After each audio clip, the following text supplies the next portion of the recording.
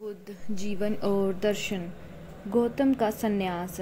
सिद्धार्थ ने नदी के किनारे खड़े होकर छंदक से पूछा, इस नदी का क्या नाम है? देव अनोमा, हमारी ही प्रवर्ज्या होगी, उन्होंने कहा। साथ ऐसे ही घोड़े को संकेत किया। संकेत पाते ही घोड़े ने छलांग मारी। पलक झपकते ही वह नदी पार कर दूसरे तट पर जा खड़ा हुआ। सिद्धार्थ घोड़े की पीठ से उतरकर रुपहले रेशम जैसे नरम वस्त्र बालू का तट पर डालकर खड़े हो गए। छंदक से कहा, सौम्य छंदक, तुम मेरे वस्त्र तथा कंथक को ले जा, मैं प्रवर्जित होऊंगा।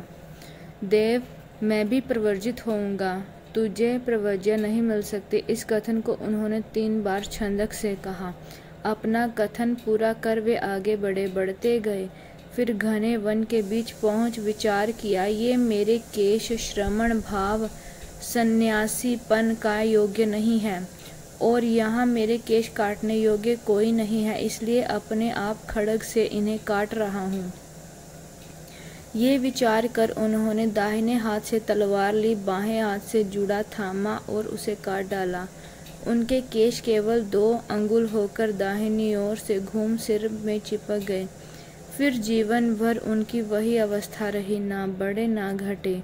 मूछ दाढ़ी भी केश के अनुसार ही आप उस रूप में हो गई। उसके बाद उन्हें सिर दाढ़ी मुंडवाने की आवश्यकता ही नहीं रही।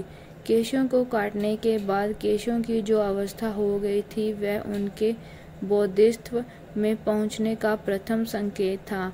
उन्होंने कटे हुए जूड़े को आकाश की ओर उछाल दिया। मन ही मन कहा, यदि मैं बुद्ध हूँ तो ये आकाश में ही ठहरे, नहीं तो भूमि पर गिरे। बालों का कूड़ा ऊंचाई पर जाकर आकाश में ठहरा। देवराज ने दिव्य दृष्टि से उसे देख रत्न में पात्र में उसे ग्रहण कर स्वर्गलोक में चूड़ामणि चैत्य की स्थापना की। उस समय देवताओं ने विचार किया कि बोधिसत्व के राशि वस्त्र भिक्षु के योग्य नहीं है।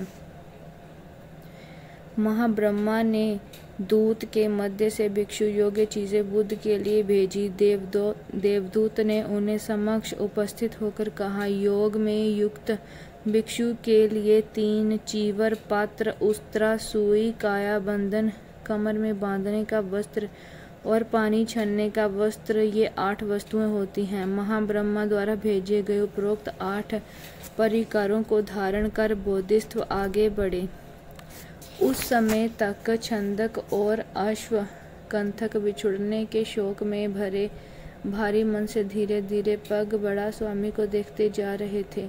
जब दोनों ने स्वामी को बोधिसत्व परिष्कार वस्त्र और वस्तुएं धारण कर उन्हें आगे बढ़ते देखा तो कंथक ने सोचा, अब मुझे फिर कभी भी मेरे स्वामी के दर्शन नहीं होंगे। सोचने के साथ आंखों से स्वामी को ओझल होते ही शोक अस्त्र के कारण उसका कलेजा फट गया, वहीं प्राण त्याग दिए। पाली ग्रंथ के अनुसार बोधिसत्व से विषों के शोक में प्राण त्यागने वाला कंथक देवपुत्र हो उत्पन्न हुआ। दूसरी ओर छंदक के राजकुमार से बिछड़ने का शोक पहले ही था। कंथक के मृत्यु प्राप्त होकर वह और भी अधिक शोकाकुल हो रोता हुआ नगर को चला। दूसरी ओर सिद्धार्थ आगे कुछ वर्षा तक कठिन तपस्या करके बुद्ध बने। बोधिसत्व प्राप्त कर वे 20,000 भिक्षुओं सहित कपिलवस्तु आए। संबंधियों से मिलन किया। फिर समुद्र नामक से श्रावती में जेतवन महाविहार दान में पाया। जेतवन महाविहार में रहते उस समय अनेकों जातक कथाएं कही।